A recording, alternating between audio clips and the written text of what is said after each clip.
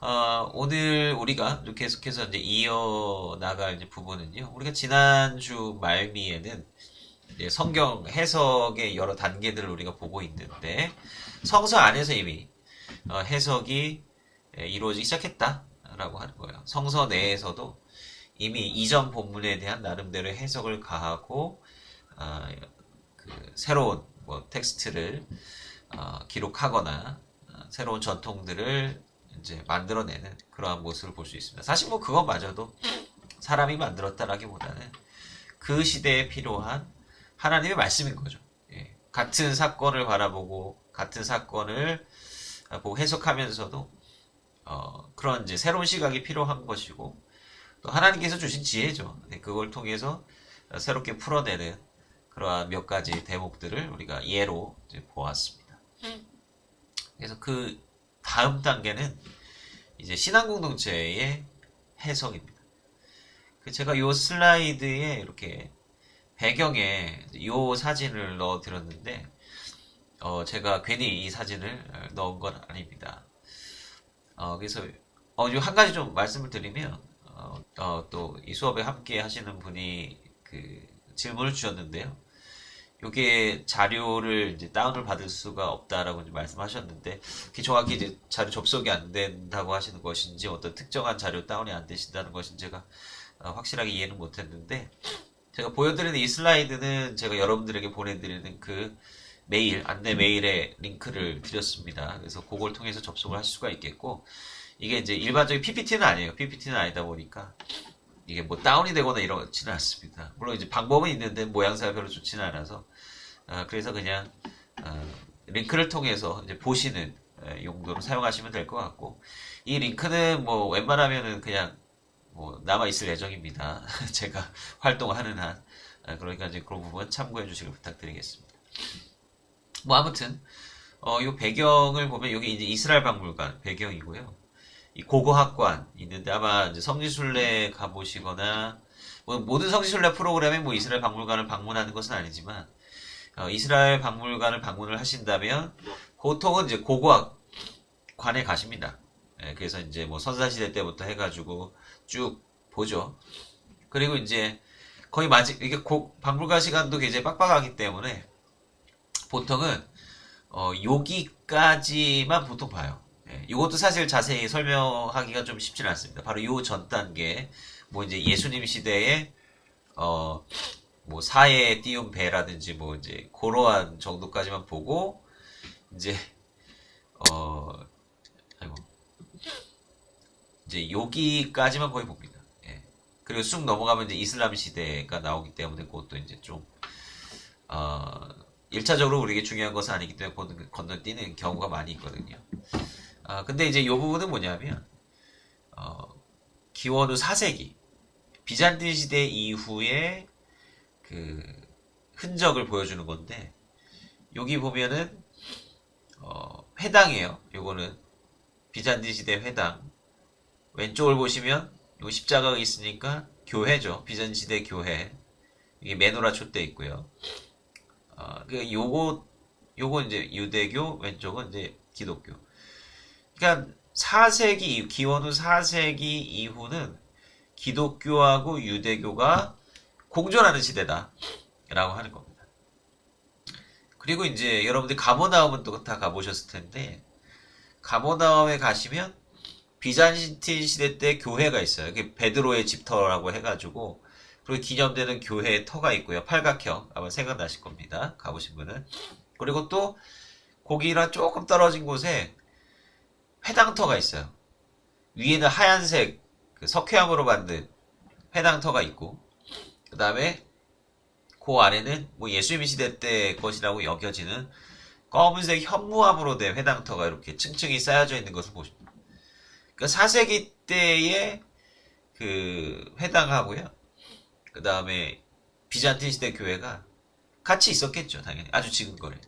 그러니까 이제 그 기원후 4세기 기독교가 로마에서 공인되고, 로마 제국이 무너지고 이제 비잔틴 시대로 새로 거듭나게 되면서, 이제 이 시대 이후로는 교회하고 유대교가 공존하는 시대가 되었다는, 상호 교류하기도 했을 겁니다. 분명히 지근거리 있었으니까.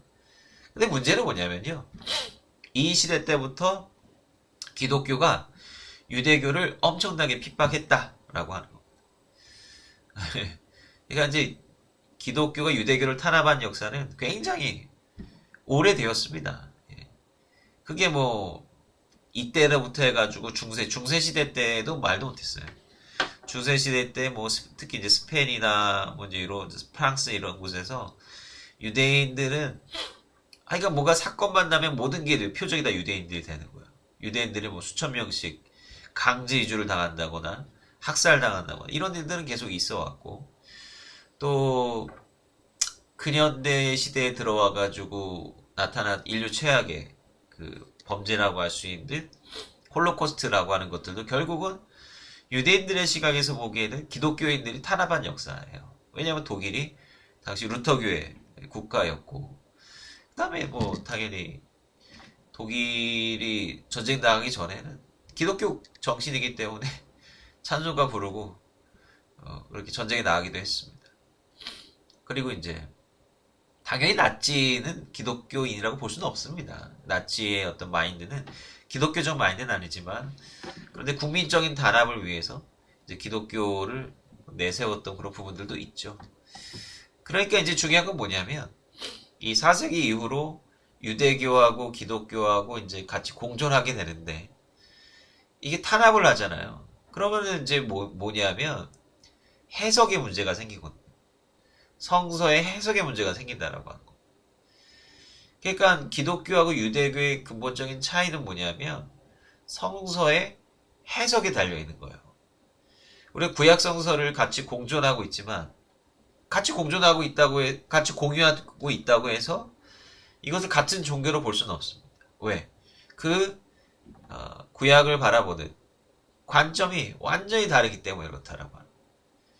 그러니까 이제 기독교는 구약을 기독론의 관점에서 받아들인 신약의 종교고, 그 다음에 유대교는 자기 유대 전통의 문헌, 탈무드와 뭐 미시나와 탈무드 이런 유대 문헌들을 중심으로 한 그런 해석을 받아들인 게 유대교다라고 하는 것이죠. 그러니까 둘은 엄연히 다르다라고 하는 거예요. 그러면 이 다른 차이가 격차가 바로 이러한 시대의 아픔을 통해서 더 멀어졌을 가능성이 굉장히 큽니다. 기독교가 이렇게 탄압을 하니까 유대교 입장에서는 뭐예요? 점점 더 기독론과는 멀어지는 성서적인 관점을 가지게 되었을 것이다 라고 하는 것이죠. 사실 이제 이러한 역사가 있고 물론 이제 유대인들과 이스라엘의 선교를 위해서 기도하시는 분들도 많이 있으실 텐데 사실 이 부분이 우리가 근본적으로 그 해결해야 될 역사적인 그런 과제인 것 같습니다. 그런 부분들을 좀 염두에 두었으면 좋겠다라고 하는 거죠. 자, 그래서 이제 근대 이전의 신앙 공동체, 근대라고 하는 거는 이제 잠시 후에 제가 말씀을 드리겠지만, 근대라고 하는 것은 어떤 인간의 이성적인 어떤 영역을 굉장히 강조한 시대죠. 소위 말하는 과학혁명의 시대가 이제 근대 시대라고 할 수가 있겠는데, 보통은 뭐, 18세기 이후로 이제 보죠. 어떻게 그 이전을 이제 근대 이전의 시대라고 하는데, 근대 이전의 시대는 주로, 유럽 지역에서는 이제 어떤 종교적인, 그런 마인드가 우선시 되었던 그런 시대라고 보시면 되겠습니다. 특히 유럽에서는, 그, 스콜라 철학이라고 하는 모든 이제 그 어떤 인식이나 학문이 다 신학으로 이제 깔때기처럼 이렇게 다 모여드는 그런 방식의 철학이 중세 시대를 장악을 했죠. 어떤 인간 스스로 어떤 사고한다거나 이런 것이 아니라 모든 것이 다 하나님의 어떤 뜻과 섭리, 물론 맞죠, 맞는데 어떤 그런 표현 방식이나 그 사고 방식 자체도 그런 식으로 어떻게 보면 강요하던 그런 시대였다라고 하는 것입니다. 그래서 뭐 어떤 문자적인 그런 어떤 성경 말씀에 대한 강요라든지 뭐 성경에만 한정되면 좋겠는데 당시의 유럽의 문제는 뭐냐면 이거를 교리화시키고 교권화를 시켰는데 그 성경하고 어떤 교리의 어떤 그 경계를 다 허물어 버렸다라고 하는 데 있습니다. 마치 교리적인 어떤 임의적인 부분이 있음에도 불구하고 그 부분을 다 이제 하나님의 말씀이다라고 이제 치부하거나 이러한 일이 있다라고 하는 것이죠. 네. 예, 지금 녹화하고 있습니다. 제가 따로 녹화하고 있습니다. 네, 감사합니다. 네. 그래서 이런 부분들을 우리가 좀 생각을 해볼 필요가 있다라고 하는 거예요. 그래서 근대 이전에 바로 요 시대는 바로 어떻게 보면 이제 과학이 발달하기 전이었기 때문에 어떤 신화적인 세계관이라든지 그 다음에 이제 기독교가 중심이 되었던 사회 속에서는 신학적인 세계관 이런 것들을 중심으로 믿고 살았던 그런 시대다라고 하는 것이죠. 자, 그래서 이제 근대 이전의 신앙 공동체 해석의 방향성에 대해서 제가 이렇게 요약을 해드렸는데요. 어렵지 않습니다. 그냥 여러분들 보수적인 교회에서 바라보는 성서에 대한 시각이에요. 어떤 근데 이전에 성서에 대한 어떤 종교적인 사고방식을 지금 그대로 가지고 있는 거죠. 뭐 그렇다고 해서 저는 이것이 뭐 옳지 못하다 당연히 그런 건 아닙니다. 저도 교회에서 당연히 이러한 방식으로 또 성도님들에게 말씀을 또 가르치고 있고 설교를 하는 거죠. 그래서 사실은 이제 이 부분에 대한 부분들을 이해하는 건 오히려 더 쉬울 수도 있다라고 하는 거예요. 물론 이제 과도하게 이제 성경을 앞서 해석하는 것들은 좀 경계를 해야 되기는 합니다. 자, 보면 근데 이전에 어떤 신앙인들은 어떠한 관점을 가지고 있었는가라고 하는 거예요. 그건 뭐냐면 성서는 근본적으로 암호 본문이다라고 하는 거예요. 암호 본문이라고 하는 건 어떤 뉘앙스를 가지고 있습니까? 성경이 본문이 말하고 있는 바가 있는데 그것만 말하는 게 아니다라고 하는 거죠. 생각해 보시면 성경이 수천 년 전, 구약 성경은 수천 년 전의 어떤 역사적인 사건들, 거기에 대한 이제 당대의 어떤 관점들, 신앙적인 해석들, 이런 것들을 적어 놓은 거잖아요. 근데 그것만 딱 말한다 그러면은 오늘날 우리가 여기서 무슨 도움을 받을 수가 있겠습니까? 그죠? 오늘날에게도 우리에게 의미가 이제 있어야 되잖아요. 그죠? 그러니까, 당연히 해석의 여지가 있어야 되는 그런 암호 본문이다라고 하는 생각을 가지게 된 거죠. 이게 이제 두 번째 거랑 연결이 되는 거예요. 성서는 독자가 살던 시대를 향한 메시지. 그러니까 지금의 독자를 말하는 겁니다. 그러니까 지금 우리에게 변함없이 적용될 수 있는 메시지다라고 하는 거예요. 그렇죠. 네. 그리고 성서는 어떤 모순이나 오류도 없다. 우리가 성서의 무호성에 대해서 첫 번째 시간에 좀 이야기를 자세하게 다뤘었습니다. 근데 여기서 말하는 것은 뭐냐면 문자적인 무호성이에요. 문자적인 무호성 이제 이런 것들을 강조하고 있다라고 하는 것이죠. 당연히 성서가 권위를 가지려면 당연히 하나님의 말씀 이어야 되고 하나님의 말씀에는 오류가 있어서는 안 된다라고 하는 거죠. 성서 전체는 바로 하나님께서 주신 책이다라고 하는 이런 개념들. 그래서 뭐 이런 개념에 있어서 뭐 이의를 제기하실 분은 없으실 겁니다. 적어도 이 강의에 들어오신 분들 가운데에서는. 그래서 이러한 기본 전제들은 우리가 현재 신앙생활 하는 데 있어서도 뭐 크게 다르지 않은 내용이다라고 하는 거죠. 자, 그 유대교에서는 이제 어떤 방식의 이제 성서 해석을 했느냐면 여러분들이 뭐 유대교의 성서 해석 방식은 정말 다양합니다. 그래서 뭐 대표적으로 이제 미드라시라고 하는 이제 해석 방법이 있습니다.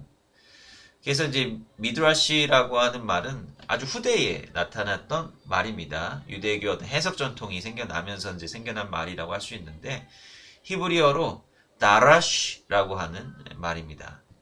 그래서 이 단어의 의미가 이제 모든 나라 언어가 그런 것 같아요. 어떤 말이 만들어지면 항상 변화하죠. 시대에 따라서 새로운 의미를 갖는 경우가 굉장히 많이 있습니다. 이것도 마찬가지예요. 원래는 포로기 이전의 본문에서는 이게 무엇을 찾다, 구하다, 이제 이런 의미를 가지고 있는데, 근데 포로기 이후부터 이 단어는 성경을 연구하다라고 하는 의미를 갖게 됩니다. 이건 사실 뭐 찾다, 구하다의 의미와 상통하는 거죠. 성경이 암호 본문이잖아요, 그죠? 그러니까 성경에 나타나 있는 그 표면상에 나타나 있는 그러한 내용 이면에 있는 진짜 메시지가 무엇이냐 이거를 찾고 구하고 파는 거예요. 이제 이러한 이제 의미를 새롭게 가지게 되었다라고 하는 것인데 왜 포로기 이후냐라고 하는 거예요.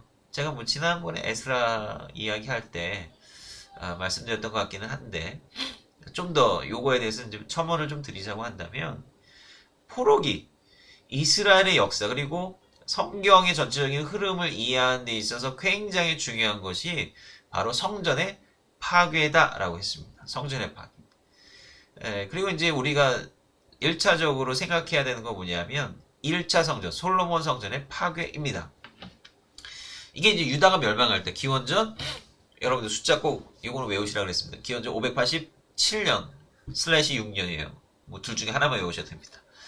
587년에 신바벨론에 의해서 유다가 멸망하잖아요. 그때 이제 성전도 같이 파괴가 되는 겁니다. 성전이 파괴되면서 모두 무너질 위기 가운데 놓여 있다 그랬습니까? 종교적인 정체성과 민족적인 정체성 다 잃어버릴 위기 가운데 놓여 있었다라고 하는 것입니다.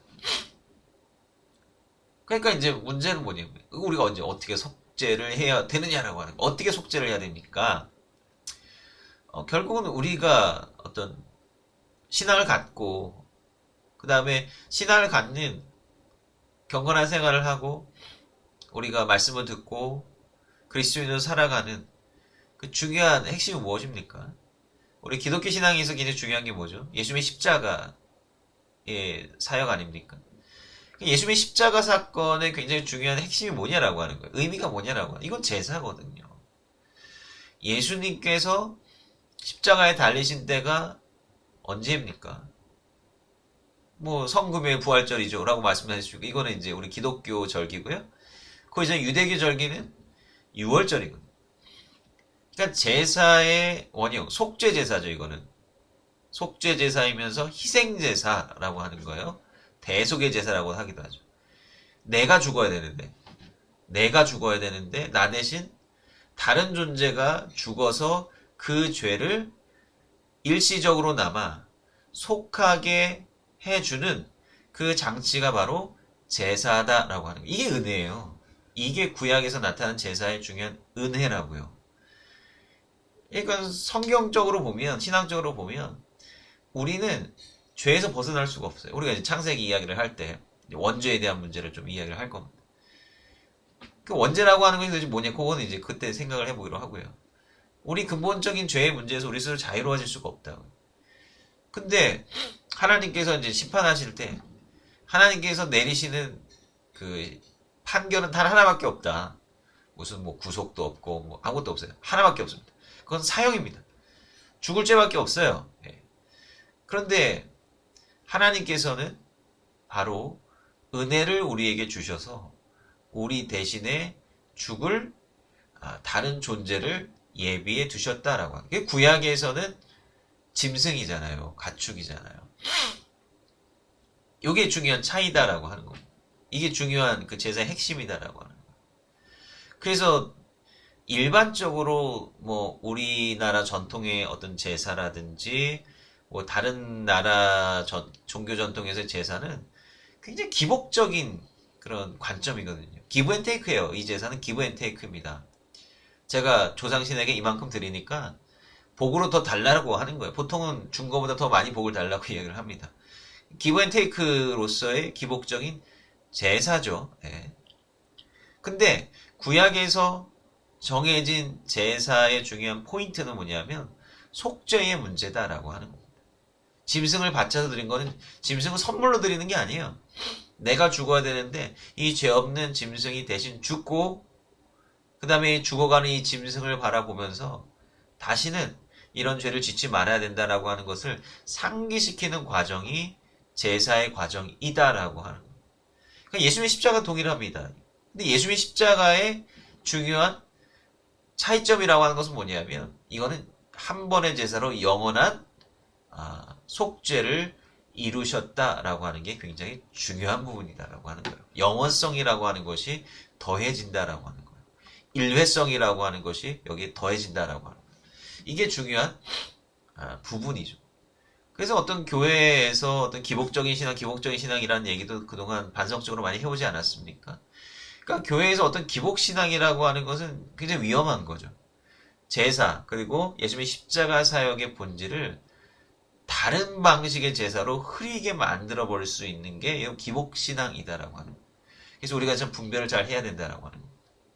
좀 말이 길어졌는데 어쨌든 이제 유다인들에게 있어서 이 성전 파괴는 엄청난 충격으로 다가온 거죠. 이제 우리는 이 속죄 문제를 어떻게 할 수 있겠느냐라고 하는 거예요. 성전이 다 파괴져 버렸는데 그 하나님께서 정해놓으신 유일한 성전이 파괴되었는데 이거 어떻게 해야 되느냐라고 하는 거예요. 근데 우리가 나중에 뭐 출애굽기 레위기에 나오는 어떤 성소의 개념이라든지 거룩의 개념이라든지 그 다음에 열왕기서에 나오는 솔로몬 성전이 건축될 때 솔로몬이 드렸던 봉헌 기도라든지 이런 것들을 통해 볼 때 물리적인 성전이 본질적인 것이 아니다라고 하는 것을 생각해 보게 될 겁니다. 이거는 히브리서 기자가 또한 말하고 있는데 모형일 뿐이다. 모형일 뿐이다라고 하는 거예요. 일시적인 것이고 임시적인 것이다라고 하는 거죠. 그래서 이제 이게 파괴가 되고 유다인들이 여기에 이제 시험에 들겠죠. 그럴 때 이제 하나님께서 에스겔서를 보면 이렇게 얘기를 하시는 거예요. 에스겔서를 보면 하나님께서 뭐예요? 성전에서 뛰쳐나오시는 장면을 서술하잖아요. 성전에서 뛰쳐나오신다고요. 그럼 하나님께서 성전에 뛰쳐나와서 동쪽으로 가시거든요. 동쪽에는 뭐가 있느냐? 바로 바벨론 포로로 끌려간 이스라엘 백성들, 유다 백성들이 있다라고 하는 거예요.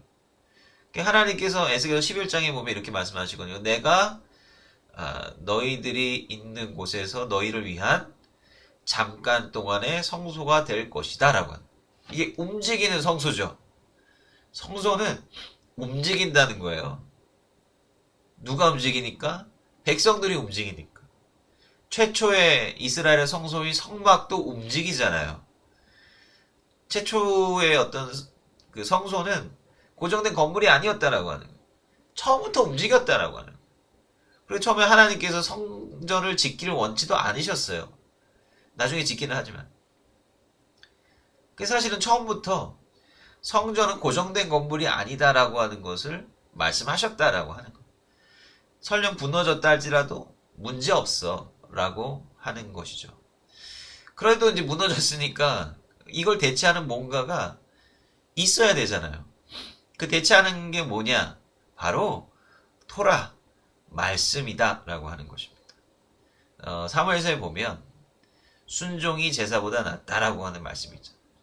순종은 결국 하나님의 말씀에 대한 순종이잖아요. 제사보다도 말씀 순종이 더 근본적인 우리의 지표고 방향성이 하나님께서 원하시는 것이다 라고 하는 거죠. 이게 중요한 겁니다. 그러니까 이제 요거를 그제서 깨닫게 되는 거예요.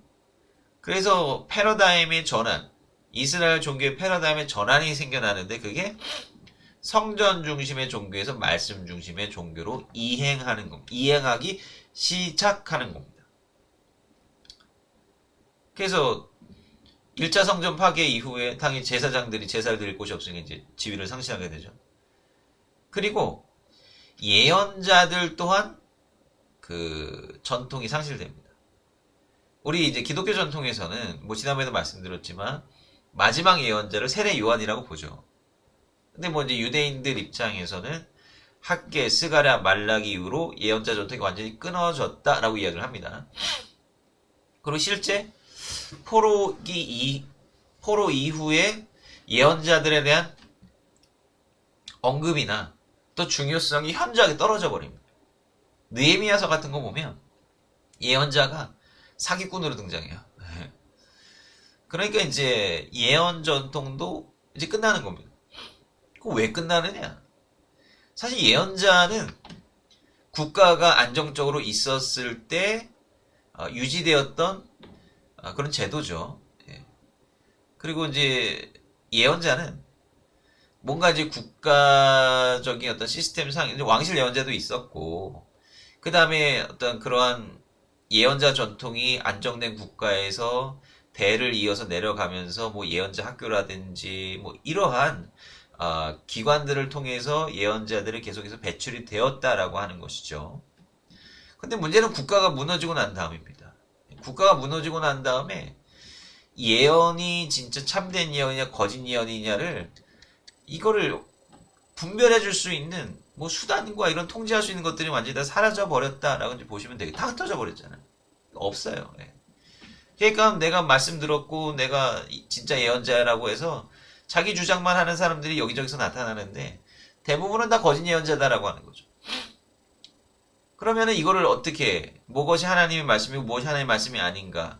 결국 이것도 뭘로 대체되느냐? 토라로 대체된다라고 하는 것입니다. 예. 그래서 제가 늘상 성도님들께 강조하는 게 있습니다. 때로는 왜 하나님께서는 나에게 말씀을 주시지 않나? 왜 나에게 음성을 들려주시지 않나? 뭐 이렇게 생각할 때도 있겠지만 그러나 답은 간단합니다. 이미 하나님께서 성경 66권의 말씀을 우리에게 주셨는데 무슨 말씀이 더 필요하느냐라고 하는 거예요. 물론 특별한 경우에는 하나님께서 말씀을 주시긴 하지만 우리에게 이미 주어진 말씀을 자세히 보지 않고 들여다보지 않으면서 또 하나님께서 또 다른 말씀을 전해주실 것을 기대하는 것은 잘못된다라고 하는 것이죠. 그러니까 이미 하나님께서 주셨습니다. 이걸 이제 특별 계시라고 하는 것 아니겠습니까? 특별 계시로 주신 성경이 우리 가운데 있어요. 네. 요게 이제 그 성전 중심의 종교에서 말씀 중심의 종교로 넘어가는 그런 이제 패러다임이 전환이 되는 겁니다. 그래서 이걸 이제 유대교의 시작이라고 보는 거죠. 그러니까 이제 구약에 나타나 있는 이스라엘이 신앙했던 것을 이스라엘 보통 종교 이렇게 표현하고요. 그 다음에 성전이 파괴되고 난 다음에 율법이 완성이 되고, 그러니까 율법이 완성이 되었다 할지라도 이게 충분치 않거든요. 뭐 613개의 율법이 있다라고 하는 이게 충분치 않아요. 그러다 보니까 이것을 계속 해석하고 확장해야 될 필요성이 있는 거죠. 그래서 이제 이 기존에 있었던 율법을 해석하고 확장하면서 자기네들만의 어떤 문헌 전통이나 그 해석 전통을 넓혀나가기 시작한 것을 바로 유대교라고 하는 겁니다.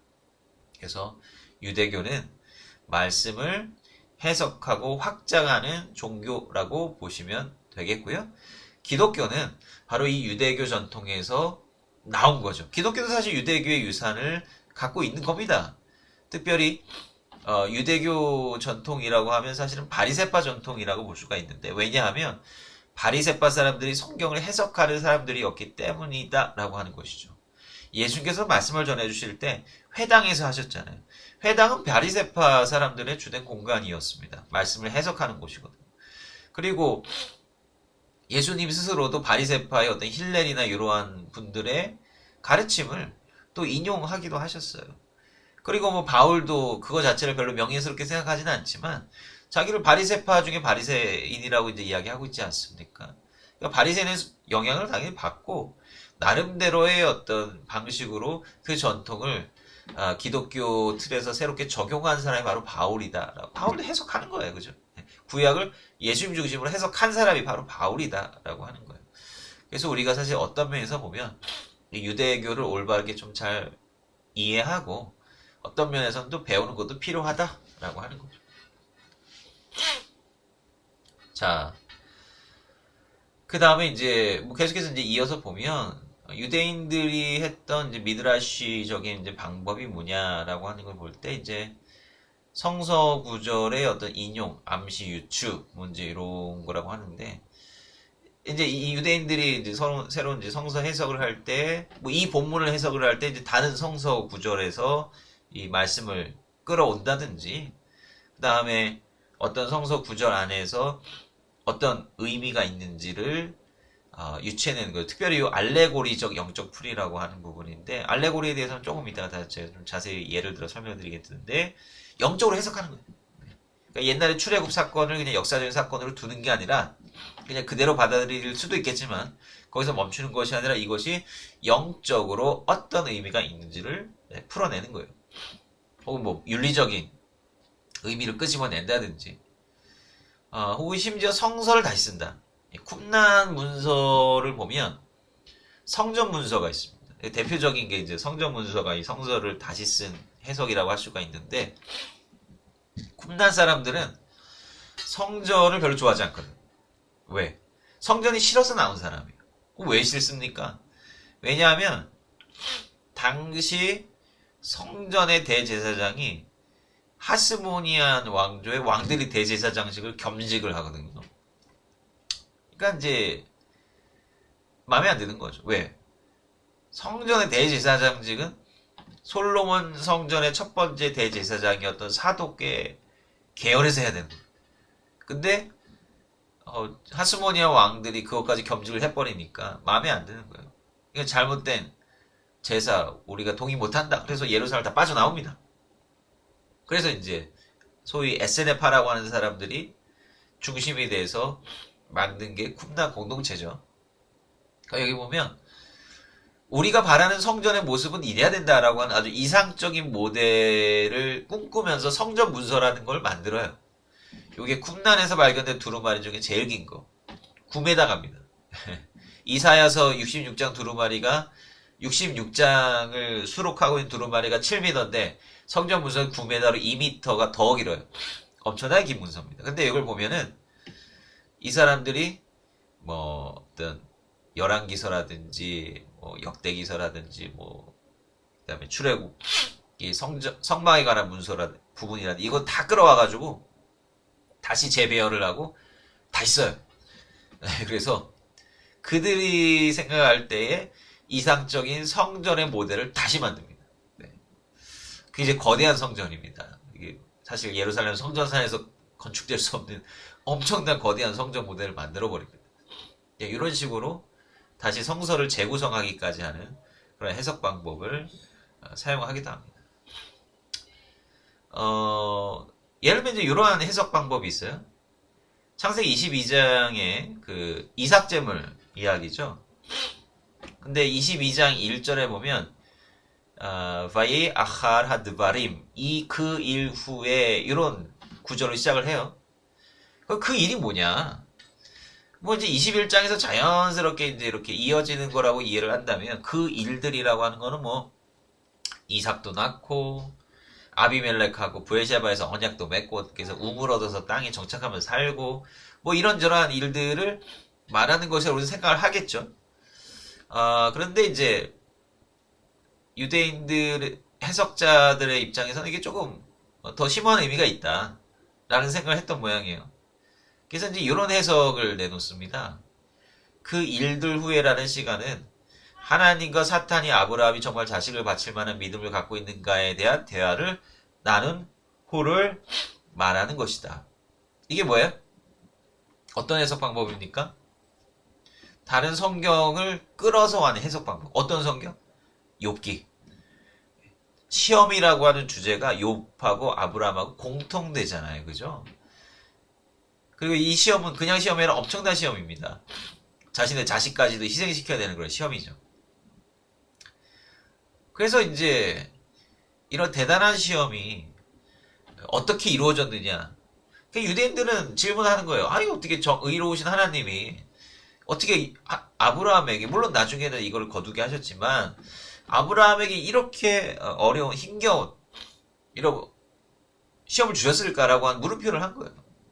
그래서 욥의 이야기를 그대로 따와가지고 아마 아브라함의 시험도 하나님과 사탄이 이러한 대화를 나눈 이후에 했을 것이다. 이렇게 상상을 하는 거죠.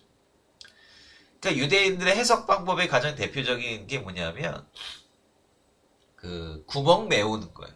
구멍을 메우는 것이다. 그러니까 성경에 구멍이 많거든요. 제가 늘상 말씀드리는 게 성경 불친절한 책이다라고 하는 건데 그건 뭐냐면 구멍이 많아요. 설명하지 않은 부분들이 상당히 많이 있다라고 하는 거죠.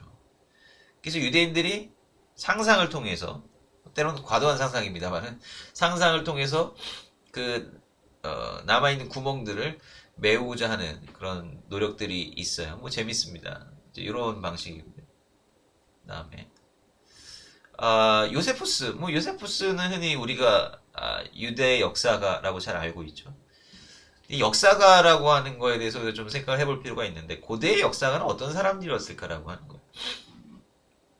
역사라고 한다면 우리는 보통 팩트로서의 역사를 생각하죠. 팩트로서의 역사라고 하는 것은 그러니까 과거의 어떤 기록을 한다라고 남긴다라고 할 때 그 남기는 것의 내용이 뭐가 되어야 되냐? 과거에 있었던 사실, 역사적인 사실, 팩트로서의 역사를 남겨야 된다. 보통 우리가 이런 상식을 갖고 있지 않습니까? 근데 이런 팩트로서의 역사 개념은 근대 이후에 등장했던 개념입니다. 왜냐하면 근대 이후가 되어서야 대학의 역사학이라고 하는 과목이 강의되기 시작했고 역사학과가 설치되기 시작했다라고 하는 거예요. 그럼 그 이전의 역사의 의미가 뭐냐? 그 이전의 역사는요.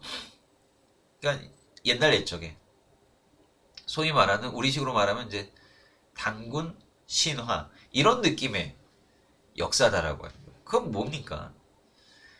물론 우리가 생각할 때 단군 할아버지가 분명히 있었을 거긴 한데 그 이야기가 뭐예요? 굉장히 신화적으로 옷을 입은 거죠.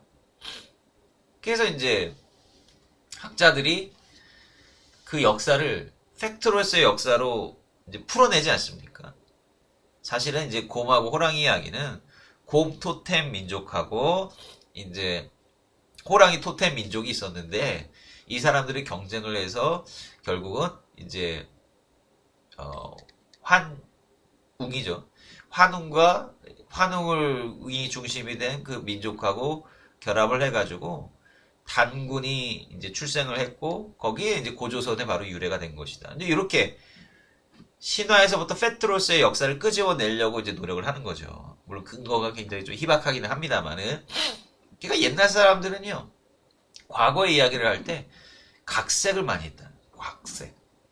그러니까 옛날에 이런저런 경험을 하고 난 다음에 거기다가 자꾸 색깔을 더입히고 각색을 시켜서 본인이 강조하고자 하는 메시지를 이제 내세우려고 하는 것이다라고 합니다. 그러니까 뭐 고대 그리스의 헤로도토스라든지 그 다음에 유대 역사관 요세푸스라든지 비슷하다라고 하는 거예요. 그래서 요세푸스가 고대사, 뭐 전쟁사, 뭐 이제 이런 이야기들을 쓰는데 요세푸스의 어떤 과거의 이스라엘의 역사를 작성할 때에도 성경을 가지고 와요. 왜냐하면 뭐 그가 알고 있는 가장 중요한 소스가 성경이니까. 이 성경을 이 요세푸스는 재해석을 하면서 다시 풀어내는 거예요. 근데 요세푸스가 활동했던 때가 언제입니까? 유다 전쟁. 유대 전쟁이 벌어질 때였잖아요. 요세푸스도 유대 반란군의 지도자였습니다. 근데 이제 전쟁하다가 일찍 잡혀가지고 이제 로마 포로가 돼가지고 로마로 끌려가가지고 거기서 이제 역사를 쓰는데 그래서 이제 요세푸스에 대한 후대 평가가 다양하죠. 뭐 이제 로마에 일찍 투항을 했고 이제 민족의 배신자다 뭐 이런 말도 있고요. 근데 요세푸스의 어떤 이 역사를 보면은 꼭 그렇지만도 않다라고 하는 것을 볼 수 있는 게 뭐냐면 특히 이제 이 부분이에요.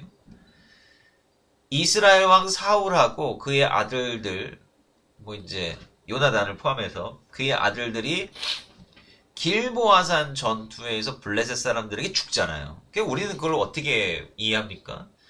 그러니까 쉽게 말하면 사울이 하나님 말에 순종하지 않아가지고 하나님의 벌 받아서 죽은 거예요. 네. 성경은 그런 식으로 이야기를 하고 있죠.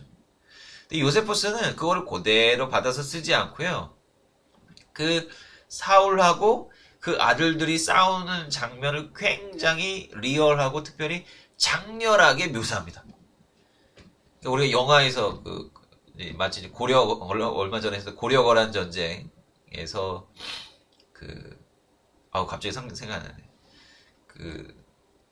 드라마 통해서 굉장히 유명해진 배우가 있었는데 그 성주가 마지막으로 싸울 때 막 활 엄청 고슴도치처럼 막 활 맞고 그래도 막 끝까지 막 싸우는 그런 거 아닙니까? 그 장면이 굉장히 인상이 깊은데 마치 그렇게 묘사를 해요. 그러니까 사울하고 그의 아들들이 끝까지 장렬하게 블레셋에 맞서서 싸우다가 장렬하게 전사했다 라고 하는 거예요. 이게 숨이 붙어있을 때까지 싸웠다. 그러니까 결국은 요세푸스가 강조하고자 하는 바는 뭐냐면 히어리즘이에요. 그러니까 당대에 로마에 대항해서 싸우고 있는 유대인, 저항군, 뭐 로마 입장에서 반란군이지만 유대 입장에서는 저항군이죠. 저항군들을 생각하면서 그들이 이러한 저항 정신을 중요하게 강조하죠. 네, 이러한 차원에서 이제 요세푸스가 이 이야기를 자신의 어떤 이해를 가지고 새롭게 재해석해서 전달하고 있다라고. 그게 당대에 전하고 싶은 그 메시지다라고 하는 거예요. 이게 중요한 거죠. 이거 재밌습니다. 사무엘상 3장 3절을 보면은 요거는 사실은 그 히브리어로 보면 좀 흥미있는 부분인데, 자 보세요. 뭐 우리나라 한글 번역부터 보죠. 하나님의 등불은 아직 꺼지지 아니하였으며, 이 하나님의 등불은 메노라 촛대를 말하는 거겠죠. 사무엘은 하나님의 궤에 있는 여호와의 전 안에 누웠다. 여러분들 요거 번역을 보면 뭔가 이상하지 않습니까? 뭐가 이상하죠? 자 보세요. 하나님의 궤는 뭐예요? 법궤잖아요. 법궤. 하나님의 법궤가 있는 곳에 누웠대요. 그 사무엘이 지금 어디서 잔 거예요? 지성소에서 잔 거잖아요. 성막의 지성소에서 잔 거라고. 그게 가당키나 한 일이냐? 라고 하는 거예요. 지성소는 예? 레위기 법에 따르면 대제사장만이 대속죄에만 들어갈 수 있잖아요. 그것도 거룩한 대속죄를 하기 위해서 들어가는 건데, 이거 사무엘은 여기서 자고 있네. 이거죠. 이게 이제 물론 이게 참 어려운 부분인데요. 그 성경의 법이 FM대로 계속해서 쭉 지켜지고 정확하게 지켜지고 준수되었다 이렇게 보기는 어렵습니다. 네. 약간의 뭐 경우에 따라서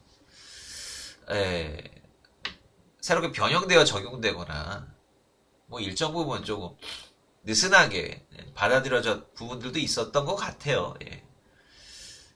그런데 유대인들의 그 입장에서는 이게 마음에 안 드는 거죠. 아니 어떻게 우리의 어떤 본이 되어야 되는 사무엘이 율법을 어기고 하나님의 전 안에서 지성소 안에서 잘 수 있겠느냐? 이거라고 하는 거죠. 그래서 이 사람들은 이제 끊어 읽기와 이어 읽기 기법을 나름대로 도입을 해요. 물론 이제 이 사람들이 마음에 들지 않는다고 해서 성경을 고칠 수는 없지 않습니까? 성경을 고칠 수는 없다 이거예요. 그러면 교묘하게 성경 끊어 읽기를 좀 조정하면 되지 않을까라고 하는 아이디어를 가졌던 것 같아요. 성경 구조는 하나도 바뀐 게 없어. 다만 어떻게 끊어 읽고 어떻게 이어 읽냐 요거를 이제 조정을 한 거예요. 여기 보면 이렇게 이게 뭐 히브리어 혹시 배우신 분들은 점 정도는 잘 아실 거예요, 그죠? 근데 요 점 말고 모음 말고 요렇게 예, 그다음에 예, 뭐 예, 예 아니구나, 예 죄송합니다. 모음 말고 추가적으로 부가되어 있는 이런 이상한 기호들이 눈에 들어오실 겁니다. 요런 애들, 요런 거를 히브리어로 테아밈이라고 합니다. 뭐 영어로는 액센트라고 하는데 뭐 액센트를 표시하는 기능도 하긴 해요. 근데 요게 끊어 읽기랑 이어 읽기를 안내해주는 역할을 합니다. 요거는 성서가 처음 쓰여질 때 존재했던 것이 아니에요. 후대에 아마 7세기 정도 아마도 탈무드 시대 때 부과된 것으로 생각이 됩니다. 근데 이게 이제 해석에서 끊어 읽기와 이어 읽기를 안내해주는 역할을 하는데, 여기 보시면 요게 이렇게 끊어져야 돼요. 1차적으로. 요게 이제 그렇게 크게 한번 끊어주라라고 하는 기호예요. 그래서 여기서 끊어줘요. 여기서 끊어주면 어떻게 이해가 되느냐? 하나님의 등불이 꺼지기 전이었다. 그리고 사무엘은 자고 있었다. 여기서 사무엘은 자고 있었어요. 그러니까 문장으로 보면 사실은 베헤이칼 아도나이 요까지 사실은 이어서 읽어주는 게 문법적으로 맞아요. 근데 여기서 끊어주라는 거예요. 그럼 끊으면 어떻게 해석이 되느냐? 사무엘은 어딘지 모르고 하긴 자고 있는 거예요. 어딘지 몰라. 자고 있어. 한편 메헤카 아도나이, 이게 사실 문장이 브로큰인데 굳이 해석하자. 한편 여호와의 전 지성소에는 거기엔 뭐가 있었냐? 하나님의 법궤가 있었다. 이렇게 되는 거예요. 그러니까 하나님의 등불이 꺼지기 전이었고 사무엘은 어딘가에 자고 있었다.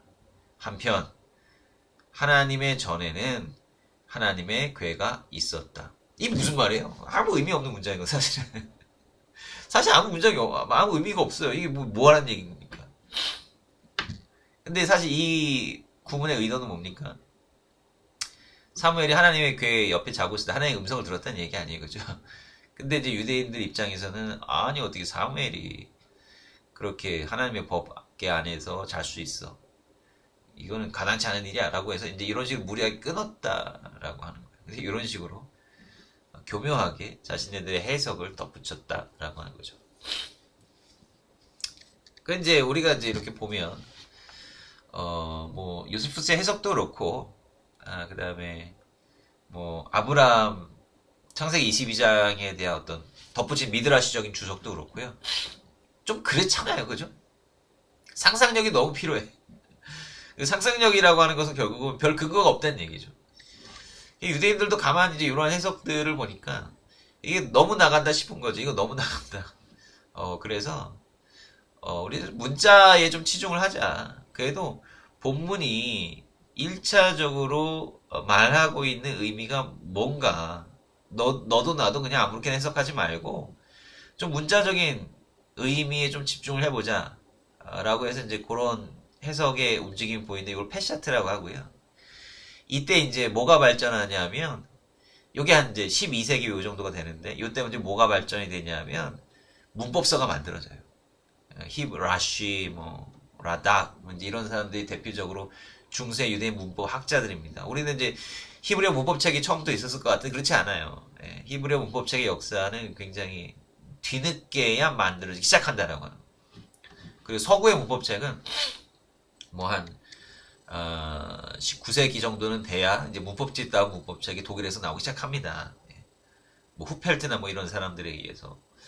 그래서 아무튼 이때 이제 문법책이라든지 이제 정리가 되고요. 문법 개념들이 좀 생겨나기 시작했다라고 하는 거예요. 그러니까 자기들의 생각이 너무 나갔다 이거지. 자, 그 다음에 기독교 전통의 해석 방식. 기독교 전통의 해석 방식은 뭐니 뭐해도 알레고리입니다. 여러분 아마도 다 목사님들이라면 다 해보셨을 법한 이게 알레고리다라고 하는 생각을 뭐 하실 수도 있고 안 하실 수도 있겠지만 굳이 그러지 않아도 한 번쯤 해보고 또 들었음직한 해석 방법이 바로 알레고리예요. 이거는 헬라적인 해석 방식입니다. 그러니까 에베소서 6장 11절 17절 보면 여러분 잘 아시는 믿음의 전신갑주에 대한 그 말씀이에요. 믿음의 전신갑주. 그러니까 영적인 그런 소양들을 이제 로마 군인들의 갑옷에 비견을 하는 거죠. 그러니까 이게 겉으로 드러나 있는 그런 모습을 영적으로 승화시켜서 해석하고 받아들이는 겁니다. 요게 이제 성경의 알레고리적 해석 방법은 사실 유대인으로부터 시작했습니다. 이집트의 알렉산드리아의 그 유명한 필로, 유대 철학자 필로가 사실 이걸 처음 시작을 했어요. 여기 이제 헬라적 해석 방식의 영향을 받아서 이거를 성서에 적용을 시킨 건데 나중에 이제 기독교인들이 이거를 배우죠. 그리고 나중에 보면 알겠지만 유대인들은 보다 이제 문자적으로 좀 가게 되고 기독교인들은 좀 영적인 해석에 좀 치중을 하는 이런 차이가 또 발생하기도 합니다.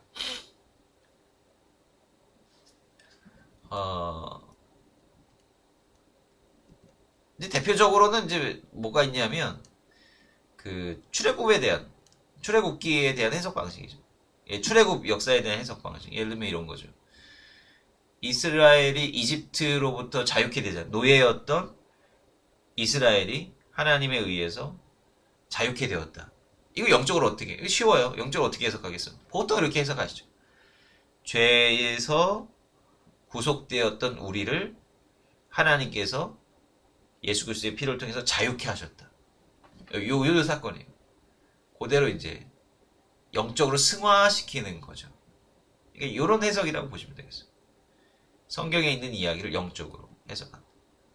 그러니까 레위기 19장 23절에 무슨 경작에 대한 어떤 법이 있는데, 이건 뭐냐면 말 그대로 경작에 대한 법이에요. 상당히 뭐 본문은 단순하다. 그러니까 너희가 이제 가나안 땅에 들어가서 과목을 심거든 3년 동안 놔두라라고 하는 거예요. 그러니까 놔두라라고 하는 것은 뭐냐면 이제 3년 동안 거기에 있는 동식물들을 먹이든지 뭐 이렇게 하라 놔두라라고 하는 거예요.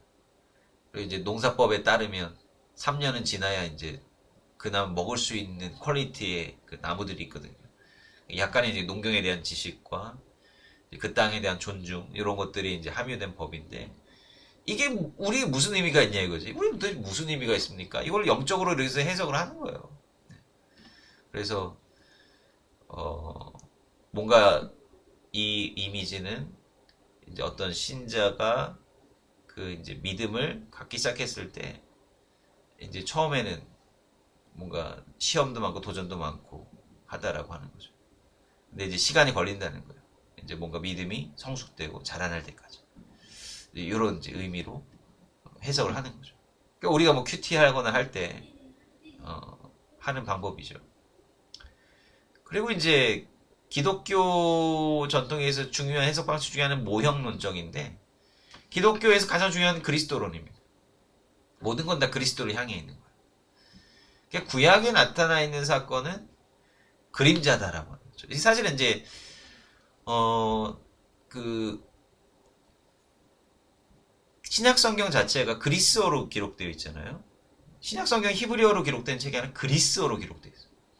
요거 굉장히 중요한 포인트인데요. 신약 성경이 그리스어로 이제 언어라고 하는 거는 단순히 어떤 언어로 쓰여졌다의 의미를 넘어서 그 언어를 사용하는 세계관을 포함하고 있는 것이다 라고 생각을 해야 돼요. 그러니까 신약 성경은 그리스적 세계관을 포함하고 있습니다.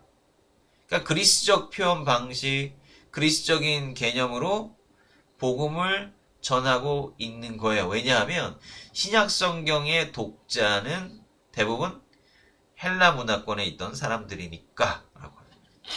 마태복음은 유대적인 책이라고 하는데 맞죠. 근데 헬라 문화권에서 살던 디아스포라 유대인을 향한 책이 바로 마태복음이에요. 그러니까 유대인이라고 할지라도 헬라 문화에 익숙한 사람들, 그들을 향해서 복음을 전하기 위해서 쓴 게 마태복음입니다. 그렇기 때문에 이제 그 설명을 할 때, 특히 히브리서에서 그런데 모형론적 개념을 이야기를 해요. 사실 이 모형론, 이게 뭐냐면 플라톤 철학에서 갖고 온 거거든요. 여러분 우리 철학 시간에, 윤리 시간에 배우시는 거 생각나십니까? 플라톤의 철학이 이원론적인 구조죠. 이데아의 세계가 있고 이 지상의 세계가 있습니다.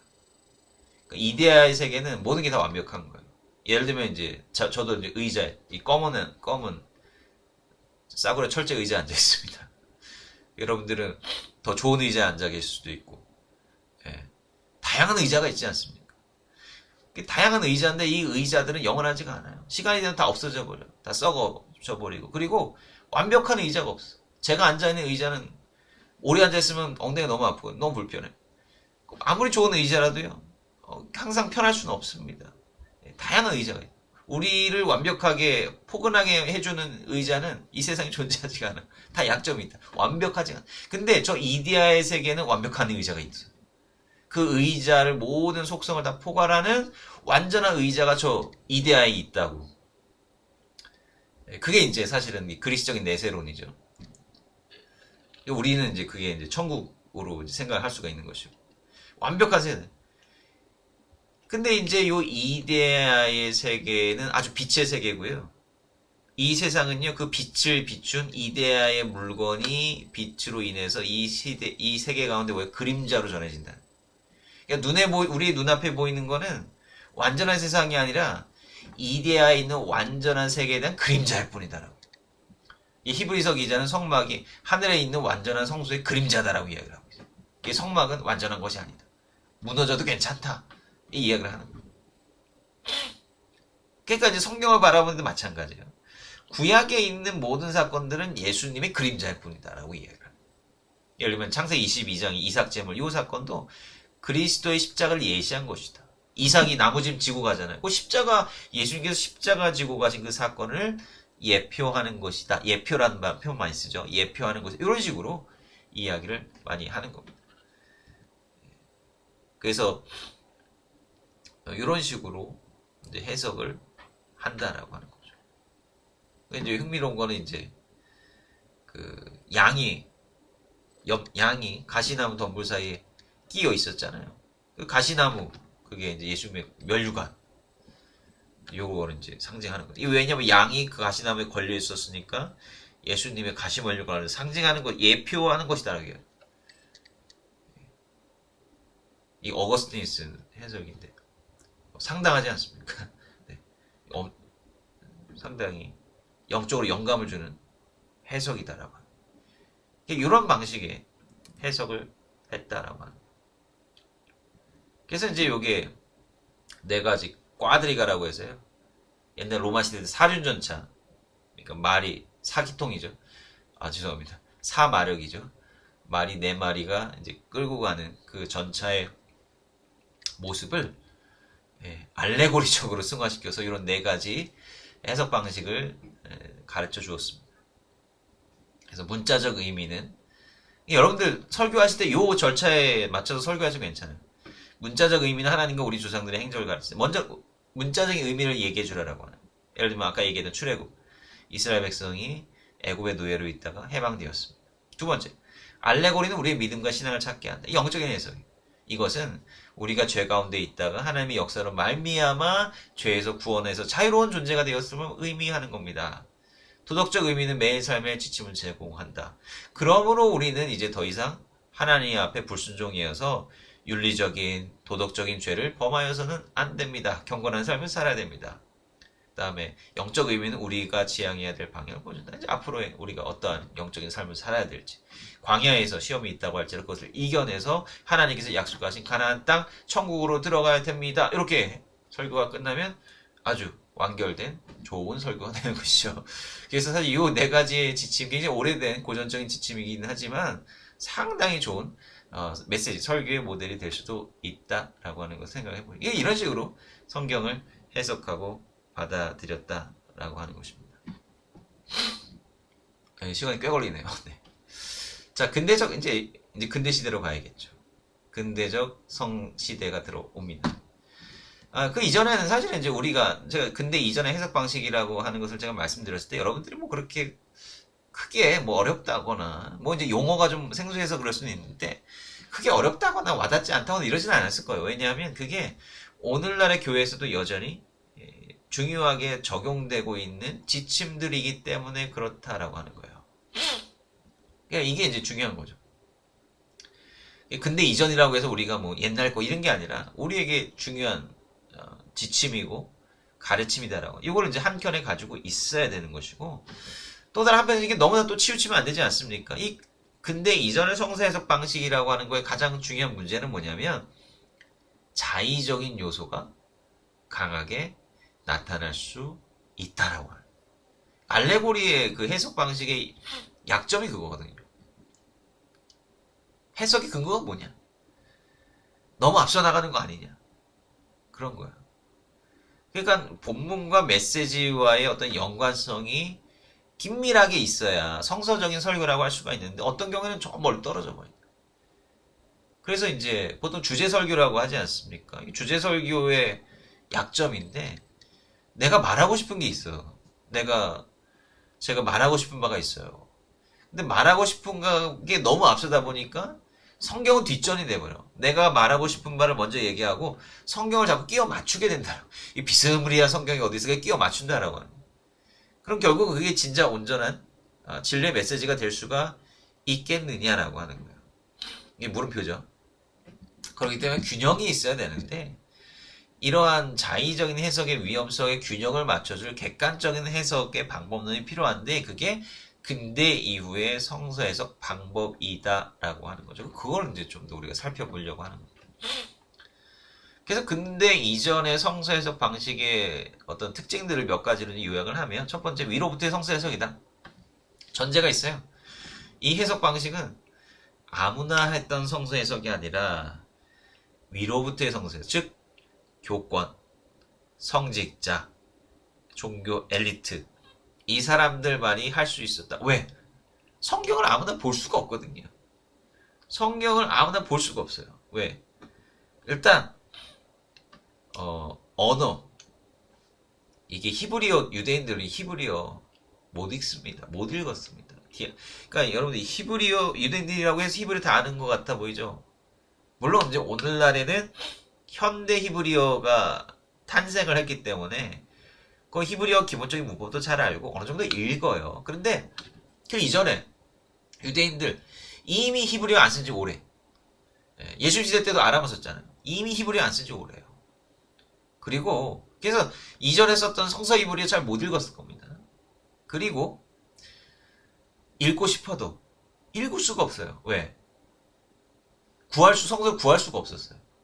왜냐면 당시만 해도 성서는 양피지에 쓰여지는 거고, 그래서 성서를 필사하는데 어마어마한 원칙과 규칙들이 있어요. 왜냐면 하나님 말씀이거든요. 누구나 쉽게 건드리지도 못해. 펼칠 수도 없어. 정해진 사람. 그리고 이제 그거를 양피지로 된 두루마리 구하려면 비용이 어마어마하게 비싸요. 왜요? 양피지 하나 만들려면 두루마리 하나 만들면 양을 엄청나게 잡아야 되거든요. 양가죽을 엄청나게 써야 돼요. 너무 비싸잖아요. 얼마나 비쌌든지 옛날 고문원들을 보면 썼는데 그거 지고 그 위에다가 막 쓰는 문헌들이 허다하게 발견됩니다. 어쩔 때는 그 밑에 있는 내용이 너무너무 중요한 것들도 있어요. 그 위에 있는 거 별 쓸모 없어. 근데 그 지운 내용이 더 중요한 게 있어요. 그거를 이제 팔림셋이라고 하는 이제 이런 것들을 굉장히 중요한 연구 대상이 되기도 합니다. 그러니까 언어도 못 알아먹죠. 유대인들이 옛날 히브리어를 못 읽었다라고 한다면 또 이제 중세시대 때 와서는 이 성경은 오직 뭘로만 써야 되냐? 라틴어로만 쓰였단 말이에요. 번역하면 안 돼. 이게 이제 중세시대 때 아주 거룩한 언어는 라틴어였습니다. 라틴어로만 되어 있는 성경을 읽어야 되는 거예요.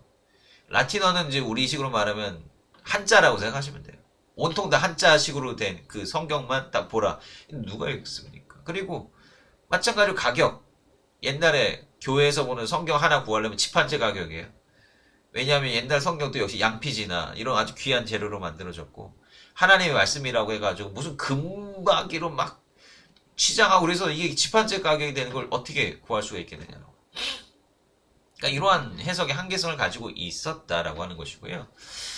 근데 이제 이 서구 사회의 한 가지 조그마한이라기보다도 좀 훗날에는 굉장히 커지게 되는 그런 변화의 단초가 되는 그런 일이 시작이 되는데 그게 뭐냐면 르네상스 시대의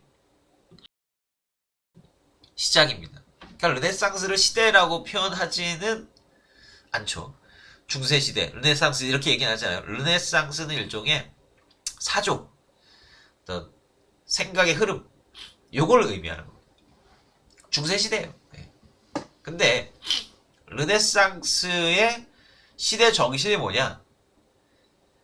전에는 지금 이 배경에 천지창조 아주 은혜스러운 그림이 있지 않습니까? 전에는 모든 그림의 주제는 성경이에요. 성경. 성경에 나와 있는 것만 이제 그림의 소재가 되는 거예요. 성경의 위대한 인물이라든지 예수 그리스도라든지 뭐 심지어 하나님이라든지. 근데 르네상스를 대표하는 작품 이 모나리자. 죄송합니다. 이 모나리자가 상징하는 바가 뭡니까? 아주 평범한 사람이잖아요. 이 사람이 뭐 위인도 아니고 뭐 성경에 나타나는 사람도 아니고 그냥 평범한 한 여성이에요. 이런 것들이 소재가 되기 시작했다. 당시 사람들은 인문주의라고 하는 휴메니티즘, 인문주의라고 하는 사람에 대해 관심을 갖기 시작했다라고 하는 거예요. 인간이란 도대체 어떤 존재예요? 사람은 도대체 어떻게 생겨먹은 존재냐. 전에는 신학 중심에 다 하나님 중심이에요. 모든 게 다 신학으로 다 흡수가 돼. 근데 이제는 인간을 인간답게 보는 그러한 생각이나 관심을 가지게 된다. 그러면서 이때 했던 게 뭐냐면 옛날에 그리스 사람들이 남겼던 철학책들, 그들이 상상하고 사유했던 그러한 서적들, 철학책들을 죄다 모으기 시작했습니다. 이게 이제 인문주의에서 굉장히 중요한 과업 가운데 하나예요.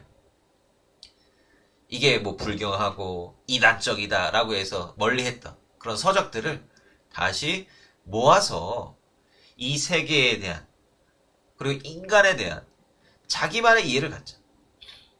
하나님 거치지 않고 하나님께서 이 땅 뭐 창조하셨다라고 하는데 그거 거치지 않고 있는 그대로 보기 시작하는 거죠. 그래서 이제 과학이라고 하는 게 이 태동을 하는 거예요. 그래서 물론 그때도 교권이 지배하고 있었지만 갈릴레오 갈릴레이 같은 사람이 나오는 겁니다. 아니 저 교회는 지구를 중심으로 이 우주가 다 돈다고 했는데 내가 관측해보는 거니 지구가 도는데 이렇게 생각을 하는 거죠. 이 과학의 눈으로 이 세상을 바라보려고 했던 거예요. 그런데 이제 성경을 보는 데에도 중요한 관점의 변화가 생기기 시작합니다. 이 사람들이 고전문헌들을 막 모으잖아요. 그 나름대로의 어떤 방식으로 이 고전문헌을 분석하고 또 해석하고 이해를 합니다. 근데 이 고전들을 막 보고 이쪽에 눈을 돌려보니까 성경책이 있어요. 성경책이라고 해서 다를까라고 하는 생각이 이제 조금씩 스물스물 나오는 거예요. 아니 성경이 이 다른 고전 문헌들하고 다른 차이가 대체 뭐야? 성경도 이런 객관적인 분석의 대상이 될 수 있지 않을까. 물론 당시에는 워낙 교권이 시퍼렇게 살아있었기 때문에 이런 얘기를 하는 순간 그냥 처형당하는 거예요. 그래서 이제 속으로만 끙끙 앓고 있었던 거죠. 그런 생각들이 스물스물 나오기 시작한다라고 하는 겁니다.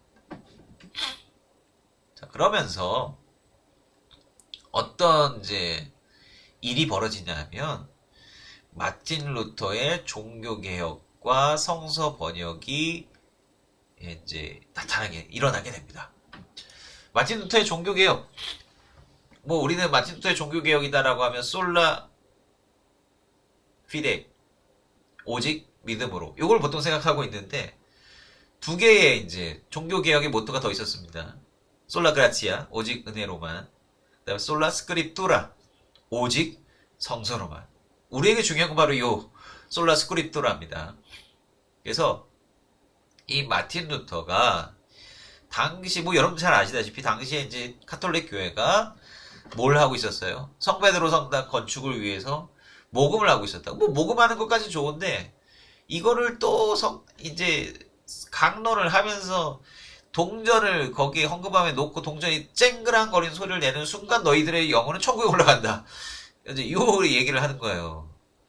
그래서 이거는 안 된다. 도대체 이게 교회가 어디까지 막장으로 갈 거냐?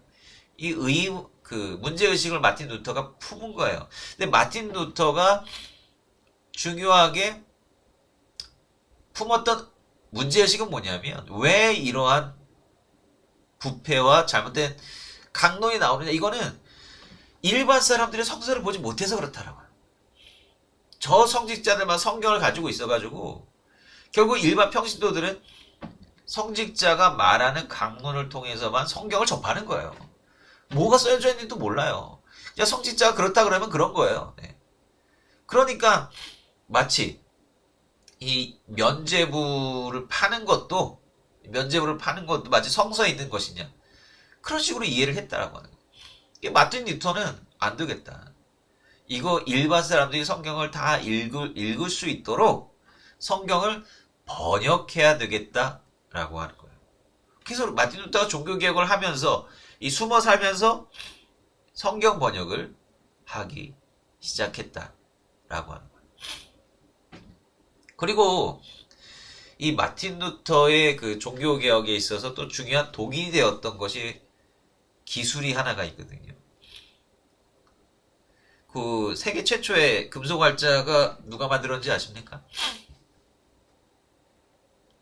우리나라가 만들었습니다. 직지심경이죠. 이게 불경을 그 만들 때 썼던 금속 활자예요. 근데 우리가 좀 생각해봐야 될 게 뭐냐면 우리 너무 1등만 좋아해. 우리가 누가 먼저 했냐? 한국이 먼저 했다. 그러면 이제 K 히스토리에 대한 어떤 자부심이 있지 않습니까? 직지심경 이거 어마어마한 거다. 세계 최초로 우리가 했다. 근데 그게 1차 물론 그것도 중요합니다만은 근데 우리가 중요하게 생각해야 되는 건 뭐냐면 1등으로 하긴 했는데 그게 도대체 우리에게 어떤 변화를 가져다 주었느냐가 중요한 거예요. 직지심경은 세계 최초의 금속 활자지만 근데 별로 우리 사회에 우리 역사에 변화를 준 게 없어요. 그냥 그걸로 끝이에요. 그런데 마틴 루터가 종교개혁을 하는 그 시대 가운데 뭐가 만들어졌냐면 물론 직지심경보다 많이 냈지만 구텐베르그의 활자 기술이 완성이 됐다는 얘기예요. 마틴 루터가 95개조 방반문을 씁니다. 근데 아무리 그 좋은 글이라고 해봐야 이게 배포가 안 되면 그냥 방구석에서만 머물 뿐이에요. 그 사람이 쓰는데도 한계가 있다고요. 사람이 손 아프니까 어떻게 그걸 계속 유럽에 이걸 다 퍼뜨려야 되는데 어떻게 퍼뜨립니까? 하루에 뭐 100장 쓰면 손 아파서 쓰지도 못하는데 근데 구텐베르그의 활자 인쇄술로 이거를 수십만 장을 뽑아내버립니다. 이거를 퍼뜨려요. 16세기 인스타그램인 거지. SNS 다 뿌려버려요. 그래서 삽시간에 이 종교개혁의 물결이 번지게 된 것이다. 기술이 없었으면 못했던 거예요. 그러니까 결국은 구텐베르그의 활자 인쇄술은요. 서구 역사를 바꿨다. 종교의 역사를 바꿔버렸더라. 이게 중요한 거예요. 1등이 중요한 게 아니라 어떻게 이것을 활용해서 영향력 있게 만들었느냐가 중요한 거죠. 자, 그래서 뒤이어서 시간이 흐르면 흐를수록 이제 더 구체화가 되는 거예요.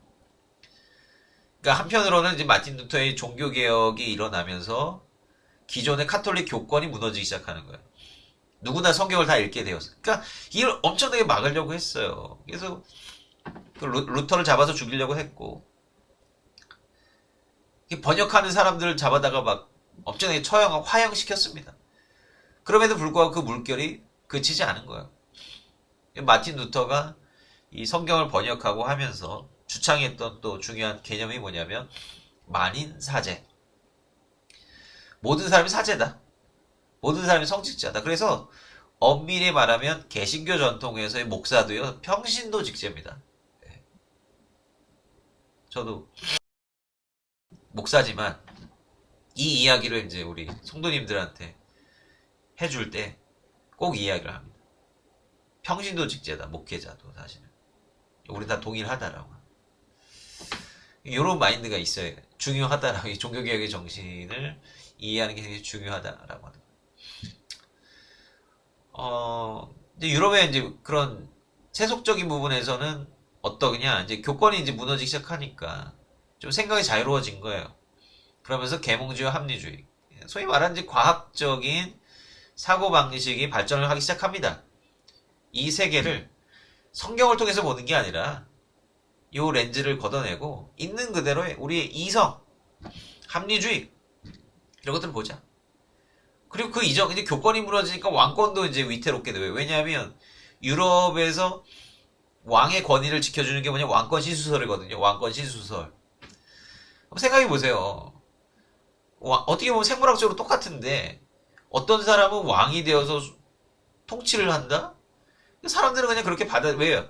하나님이 그 왕을 선택했기 때문이다라고 하는 믿음이 있었어. 근데 이제 무너져 버리잖아요, 지금. 프랑스 같은 데 혁명이 일어나는 거예요. 그래서 왕을 처형하고 왕비 처형하는 겁니다. 그러면서 이제 자기네들이 주도적으로 전국을 이끌려고 합니다. 이 상하 수직 하이라키한 관계, 이 왕정 체제가 와르르 무너지게 되는 거예요. 혁명이 일어나고.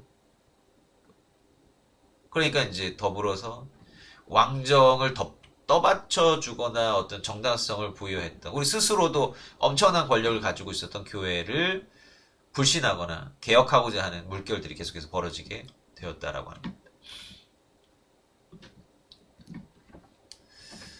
그래서 이제 성서에 관해서 좀 이야기를 영역을 우리가 좀 계속해서 이야기를 해보면요. 스피노자. 유대 사회에서 스피노자라고 하는 사람이 툭 튀어나옵니다. 스피노자는 천재였습니다. 언어 천재. 특히 언어에 대해 아주 탁월한 그런 재능을 가집니다. 아주 어렸을 때부터 몇 개 국어를 하고 특히 성경을 아주 능통하게 읽습니다. 히브리어로. 그래서 이제 당시 유대 커뮤니티에서 스피노자는 키워줘야 된다. 이 사람은 아주 훌륭한 랍비가 될 거야. 이런 아주 촉망받는 그러한 이제 착한 유대인 모범생 아기로 성장을 합니다. 근데 스피노자가 천재라 그랬죠. 똑똑하잖아요. 똑똑하다는 얘기는 뭐냐면 이성적인 능력이 탁월하다는 얘기입니다. 그게 주변에 유럽에서 벌어지는 그런 일들을 보고 또 본인 나름대로 또 머리가 커가면서 생각을 하니까 세상이 조금 그렇게 하나님 중심으로만 돌아가는 건 아닌 것 같은데 라고 하는 이제 생각을 갖기 시작을 하고, 특히 이 스피노자는 자유로운 영혼이었거든요. 자기의 어떤 생각이나 이런 것들을 자꾸 회당에서 이 종교적인 유대인들이 자꾸 구속을 한다라고 느끼는 거예요. 그리고 이제 합리적 이제 여러 문제들이 있을 때 합리적으로 결정하면 될 것을 그냥 어떤 성경을 자꾸 이야기를 하고 뭔가 종교적인 그런 생각이나 사고방식 때문에 뭔가 일이 엉클어지고 뭐 이런 것들을 이제 경험을 하게, 비합리적인 일들이 이 사람의 입장에서 생각나게 겪게 된다라고 하는 거죠. 그래서 그리고 또 이제 성경을 보다 보니까 이게 자기가 볼 때 이건 좀 아닌데 싶은 부분들이 있는 거예요. 대표적으로 모세오경, 모세 저작설. 모세가 오경을 진짜 쓴 거 맞아? 왜냐하면 신명기 마지막 부분에 모세가 죽잖아요. 아니 자기가 죽는 거를 어떻게 스스로가 쓸 수 있으며 하나님 창조 이야기도 했는데 어떻게 모세가 이거를 쓸 수가 있느냐? 이건 말이 안 된다. 이성적인 어떤 눈으로 보면 그렇다는 얘기예요. 이제 이런 생각을 갖게 되는 거예요. 그래서 이제 이 스피노자가 요 책을 씁니다. 요 책은 무슨 책이냐면, 그러니까 Theological Politicus, 그러니까 신학 정치학의 관계에 대해서 쓴 거예요. 뭐 내용이 굉장히 좀 복잡해 보이긴 하지만 우리 밀리 서재 같은 데 보면 스피노자가 쓴 이 책의 일부 챕터들이 번역이 되었습니다. 제가 이 내용을 조금 이렇게 정리를 한 건데요. 요약하면 정치의 영역하고 신학의 영역은 구분되어야 된다라고 합니다. 그러니까 정치의 영역이라고 하는 건 뭐냐면 사회적인 어떤 사안을 결정하고 정책을 결정하고 이 세속적인 삶을 살 때에 필요한 영역인 거죠. 그거는 합리적이고 이성적으로 영역을 행해야 되는 거고, 종교는 종교만의 영역에 있어야 된다. 신학은 종교의 영역 안에 있어야 된다라고 하는 거예요. 종교의 어떤 사고방식을 이 세속적인 삶에 끼워 넣거나 강요해서는 안 된다라고 하는 거예요. 이거는 어떤 성경의 말씀 우리 삶에 적용하면 안 된다 이런 차원이 아니라 당대에 아까 모든 것들을 어떤 교권 위주로 해석하고 교권의 이해관계로 모든 걸 결정하고 이런 걸 말하는 거예요. 사실 병폐가 있었던 거죠. 그건 맞죠. 네. 그러니까 대표적으로 이제 스피노자 느꼈을 법한 문제가 뭐냐면 음식법 같은 게 있었겠죠. 이건 먹지 말고 이건 먹으라고 이런 거에서부터 해가지고, 예. 스피노자가 보기에 어떤 불합리해 보이는 그 어떤 교권이 있었던 겁니다. 그거는 구분되어야 되고 사람이 여기 벗어나서 자유롭게 사고방식을 해야 된다라고 하는, 특별히 그걸 얘기하면서 성경이, 자기가 보기에 성경에 나타나 있는 어떤 중복이나 어떤 모순들, 이런 문제들에 대해서 심각하게 문제 제기를 하게 된다라고 하는.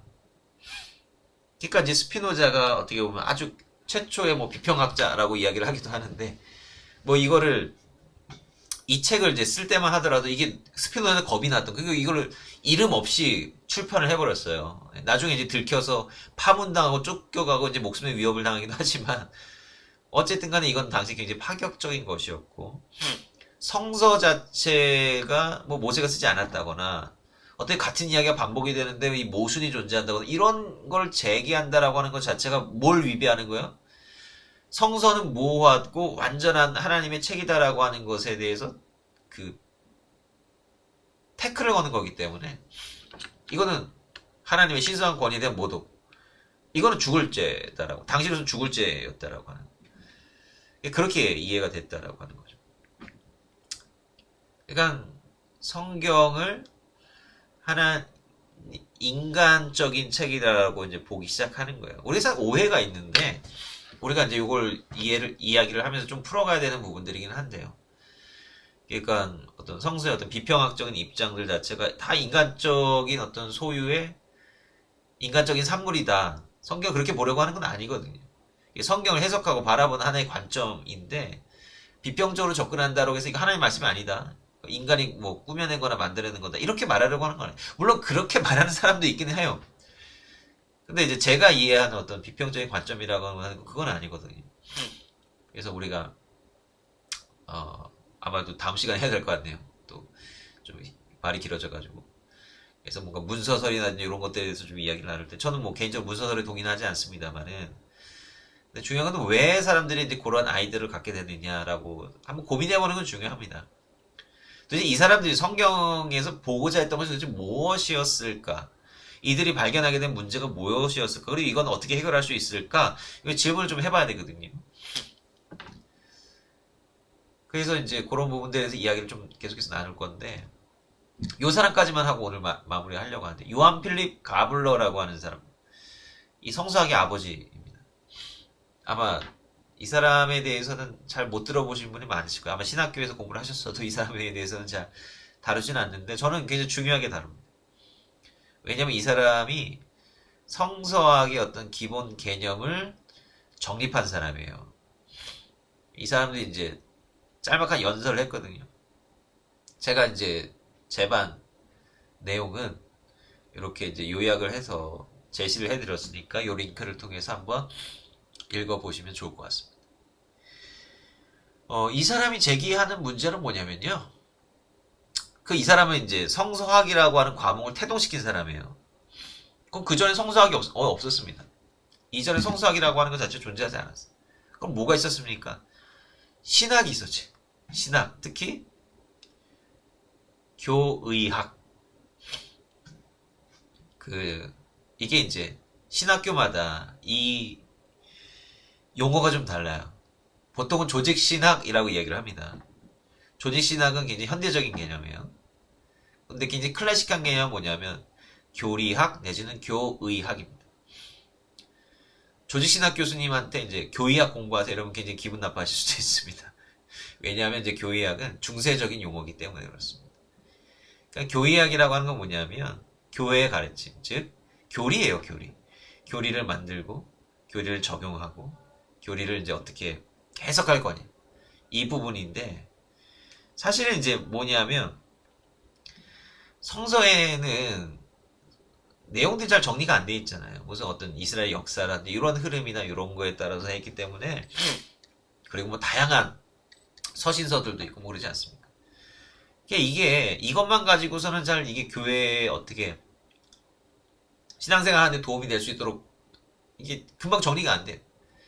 그래서 뭐 예를 들면 창조면 하나님의 창조는 뭐냐, 창조론, 어떻게 보면 그 다음에 뭐 하나님은 어떤 분이십니까, 하나님에 관한 것, 예수 그리스도는 어떤 분이십니까, 속죄는 무엇입니까, 이런 거에 대한 항목과 카테고리를 쭉 정리를 하고 성경을 참고해가지고 거기에 맞게 이제 내용들을 쭉 나열하는 거예요. 정리하는 겁니다. 그리고 이제 그거에다가 교회 생활에 관한 거, 교회 직제라든지 뭐 사제권이라든지 뭐 이런 것들도 다 넣는 거예요. 그게 교의학이 가장 중요한 건데 스콜라 철학이라고 하는 것은 이 교의학이 전부인 겁니다. 그러니까 아까도 말씀드렸지만 이 교리라고 하는 게 너무 강조가 되다 보면 성경이랑 멀어져요. 교리만 강조되면 정말 교리를 위한 교리인 것들도 사실 많이 있거든요. 성경에서는 그렇게 말한 것 같지는 않은데 교회에 어떤 이해관계가 들어가고 교권에 영향이 들어가고 하다 보면 이게 성경이랑 변질돼 버린단 말이에요. 그러니까 결국 교리를 만들어 놓고 성경을 끼워 맞추는 그런 경우도 굉장히 많이 있다라고 하는 거죠. 조직신학이라고 하는 건 이제 이러한 병폐들을 보완해서 보다 더 성서에 또 근거를 하고 철학적인 사고방식, 합리적인 사고방식을 덧붙여서 이런 식으로 그 신학을 정리한 걸 조직신학이라고 하는 거예요. 교리학이 이제 발전한 거라고 할 수가 있겠죠. 근데 이제 가블러는 여기에 반기를 든 겁니다. 이거 교리학이 이렇게 교리학만 강조가 된다면 성서로서의 성서를 우리가 보지 못한다. 지난번에 성서를 본다라고 하는 건요, 과거의 그 이야기를 우리가 읽는 거잖아요. 근데 교리학의 측면에서 이걸 본다라고 한다면, 우리가 현재 이해하고 우리가 흔히 가지고 있는 지금 시대의 어떤 생각의 틀에서 성경을 바라본다라고 하는 걸 의미하는 거예요. 본래 저자의 틀에서는 생각하지 못한다라고 하는 거죠. 저자의 의도가 굉장히 중요한 이유가 무엇입니까? 저자의 의도는 그 성경 본문의 진짜백이 메시지를 담고 있기 때문에 그런 거예요. 그건 물론 우리가 해석하고 적용해야 되는 것은 당연히 우리의 일이지만, 그런데 진짜 의도나 원래 본 의를 알지 못하고 적용만 한다라고 한다면 이거는 무작위적인 해석이 될 수밖에 없다라고 하는, 임의적인 해석이 될 수밖에 없다라고 하는. 그 가블로가 강조하는 말은 간단합니다. 저자를 알아야 된다. 저자의 시대, 당대의 상황, 이걸 우리가 알아야 돼. 우리 이해해야지. 자꾸 교리적인 부분에만 자꾸 함몰되면 안 된다. 그래서 저자의 시대를 이해하기 위해서 우리는 뭘 공부해야 되냐? 성서의 원어도 공부해야 되고, 과거 이스라엘의 역사도 봐야 되고, 뭐 고고학적인 부분들도 봐야 되고, 이런 부분들을 두루두루 봐야 성서를 이해할 수가 있다. 요게 성서학이다. 이렇게 이야기를 하는 겁니다. 그래서 가블러가 교의학으로부터 성서학을 해방시키는 거예요. 그 역할을 하는 겁니다. 그 단초를 제공하는 겁니다. 그러니까 근대적 해석 방식의 중요한 볼자는 뭐냐면 저자의 시대를 알아야 된다라고 하는 거예요. 이 과학적인 분석과 비평적인 방법을 통해서 이 말씀이 어떤 맥락에서 어떤 사회적인 환경에서 이게 선포된 말씀이냐, 나타난 말씀이냐, 이거를 봐야 된다라고 하는 거예요. 그게 비평적 해석의 단초가 되는 것이고, 사람들은 자꾸 이제 요거를 더 들여다보기 시작을 하니까 모순이나 중부, 이거에 대해서는 우리가 다음 주에 자세히 볼 건데, 이런 것들이 본인들이 판단하기 나타나게 되는데, 이게 원인이 뭐냐 이거지. 이게 원인이 뭐냐면 당시에 성경이 만들어지는 과정이 한 번에 이루어진 것이 아니라 여러 단계들을 거쳐서 이루어진 것이기 때문에 이러한 현상들이 보이는 것이다. 근데 이렇게 해석을 하게 됩니다. 이게 이제 비평적 해석이라고 합니다. 정리하면, 근데 이전의 해석 방법의 핵심은 뭐냐면 이 말씀을 이 시대에 어떻게 받아들이고 영적으로 고양돼서 해석하느냐. 그리고 하나님의 완전 모호한 그 말씀이다라고 하는 믿음을 가지고 보는 거예요. 근데 이게 교권이라고 하는 거에 의해서 병폐가 생겼다라고 하는 거예요. 뭐 그렇게 해석하는 건 좋습니다. 해석하는 건 좋은데 문제는 해석의 주체가 종교적인 엘리트들 뿐이었고 그들의 이해관계에 의해서 이 해석이 임의적으로 변경되는 일도 상당히 많았다라고 하는 거죠. 근대적 해석이 뭐냐? 인간의 이성을 강조하기 시작하면서 있는 그대로 이 세상을 바라보기 시작한 눈이 뜨여지게 되는 거예요. 그러다 보니까 그 이전에는 감히 질문하지 못했던 성경 안에 나타나 있는 어떤 모순이나 의문들을 표출하기 시작했던 것이고, 또 이제 학계에서는 성서 시대의 어떤 저자에 대한 이해, 그 시대에 대한 이해를 파악하기 위해서 일반 학문의 역사학이 그렇게 하듯이 우리도 그런 합리적인 학문의 방법론을 가지고 성서에 과감하게 적용시킬 필요가 있다라는 문제 제기를 하는 거예요. 그러면 성서학이 태동하기 시작을 했다라고 하는 것이죠. 그러면서 성서학은 또 새로운 전기를 맞이하게 되었다라고 하는 것입니다.